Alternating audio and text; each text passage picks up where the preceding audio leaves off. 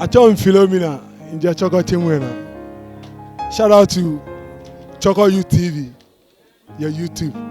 Nyeba mode nye kwa ajami. Loko papa, loko fine.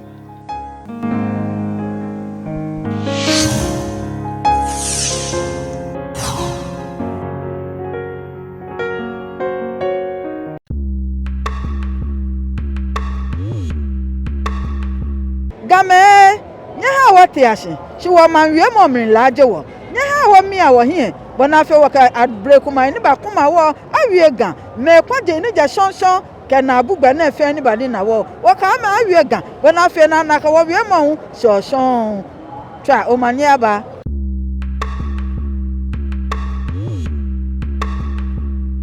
Ima ofane achomi ni ayi miniji ogbe. Ofa mi achomi na abotele. Ningbe poten oje. Ofa nje nungwa. Nungwa. Ngmene sani ni wo bi oye street energy. Game ka ke game. Te abuo wa ha ten, te ana wa ha ten. Me baba o yu aka wo gan wie mo she heko. Ene wo ka wo nye heko me ni wo ka me yu aka ka mi ane ka gan wie mo na nya ma wie ame wi o ya me man wie mo mi. Oh, mi ane ka wie mo na la inu je yin no ya na ya heko klo. Ne ene gba wo na ajogba aka wo wo gan me yo ho wa ajogba te he ne bowo. Ne fe wo odehe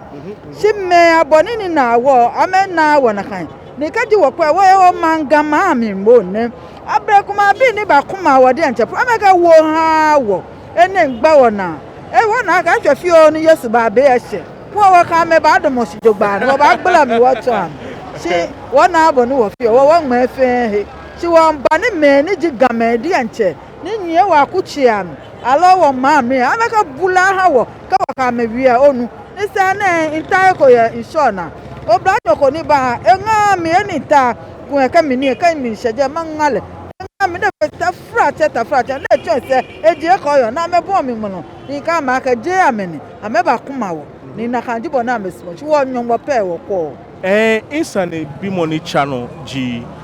ke okwe wo game mini potenu mini hani ebale la kan mini wo fe ni wo hani ebale la kan ni efe tumo wo nyeme ni je shon amebu amekebule ha o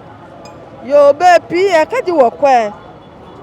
game sumo nyongwa wiemo na meka nyongwa wiemo chuoni wo na ka mankoko mehu ye na kan shi na efe ma no wan yuo wo mo gbe ko la ka gbo eba na mesumo wo bi ye bible ka no ni Kristo enwu echa menyo esa na ochelo mi wo ma wo bi ahi wo bi ye alo wo bi hin na meka gbo enyo hiyoshi shibe na ka gbo ba nse wo kola ka wiemo ko klonjo ismo ma chairman ko no wiemo be no ba na kekepe ni afo biba mi pe ni afo pe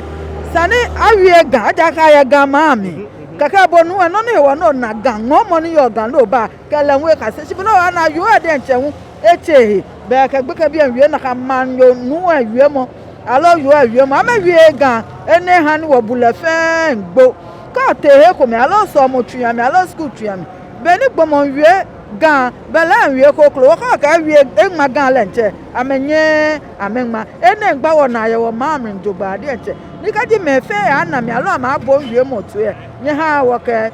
wie mo ne atuani bona fe wo hia wa ye wo ma wie mo mi wo he na ka wo feel proud aka wo ma gama no ni ina gbesa ni bi monitor mo abiboji ke okwe wo game mini ko okwe isaka wo fe ko ni wo gan wie mo awo hino eko yo esaka wo game wo mi awo hie ni ka ji wo ya wo hia mi wo ko bi e awie gan ka ji mo ko je man kokro no ne ba gan ta frache gan di no ni sane kase chi wo ya gan aka wie mo straight ha wo ene ha wo ma aya no kra wo fi amo ni ba hie ma ni gan ba nwen na ni ba gan sane kase gan bona fe wo anaka wo hu wo ye eja ka moko ye ne ke je gan yoni ona alo man kokro ni ka se ko wie mo ahun ka wie cha no chi wo me na me ba ni na wo abi o ka wo ni ame se ka me wie mo ene ha wo gan ahyeson ka ben kase wo gan ba ahyeson ona gbe wie mo ke ha game no ni pe ka ni ko game je ake game nya ha wo te ahye chi wo man wie mo mi laje wo nya ha wo mi a wo hie bona fe wo ka break kuma ni ba kuma wo awie gan me kwaje ni ja shonshon ke na bugba na fe ni ba ni na wo ka ma awie gan bona fe na na ka wo wie mo shonshon twa o mani aba ya o fa ne wo ba da bo shike obe ni odna no ke wo e gbasa yo nya wonya iradon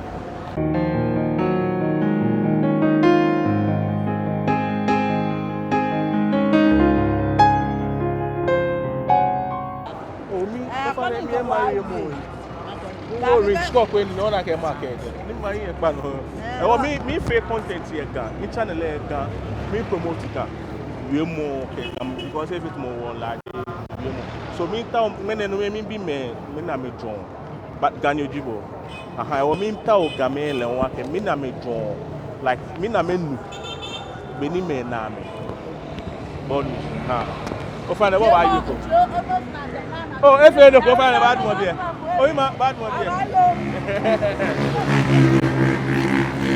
what about you so go find a bad view good ready test mic good focus yeah, okay record okay come on me cash in on can look back ko do mo shit there na ko po YouTube wa mi male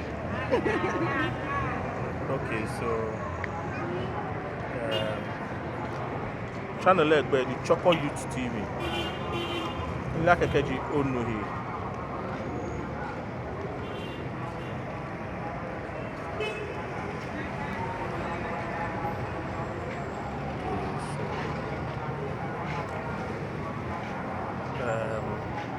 me subscriber have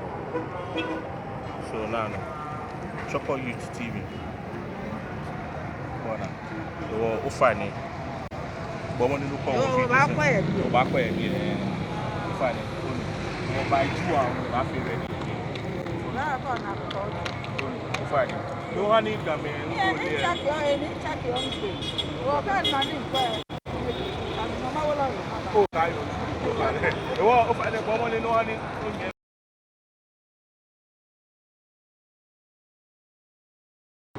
So, hello guys, once again, welcome to my channel.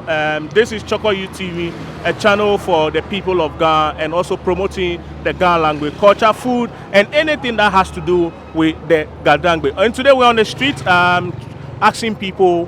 what they actually know about the people of Ghana. We want to see what they have in mind, what they've learned so far, what they know about them, and then they'll share with you and I. So please, if this is your first time, don't forget to subscribe to this channel. With Ichiga, we promote the Ghana language at SOA, and we do video about the Gadangme. Abladi abibe min danyeshiake nye kliki nye ba akwa video ne. Kedi yo kan click bi no ba bi ngbeji ni ayi eke ganyobi ni ye plamane no ichon ogan, in you ogan, if your video ye gami. Won bomode ake wa bomode nu woke wo wale apia koni ganwe mo awehe no ni eko emama papa ebu ewo mene wo ye circle won bi me no ni poten amele ye gama ahe ni amekewo agba isane ewo ka no hie pa no subscribe no kwa video ka ta na gbe hanu wole no no jon ye leken video ne chomo jomo ye comment section ne ni o share video no like ganyofe no le ke video ne achonle no hanle kwe and make sure you comment, let me know what you think about this video. So guys, let's get right into the video and see what people have to say. My name is Nia aka Ganyobi. Olabawo.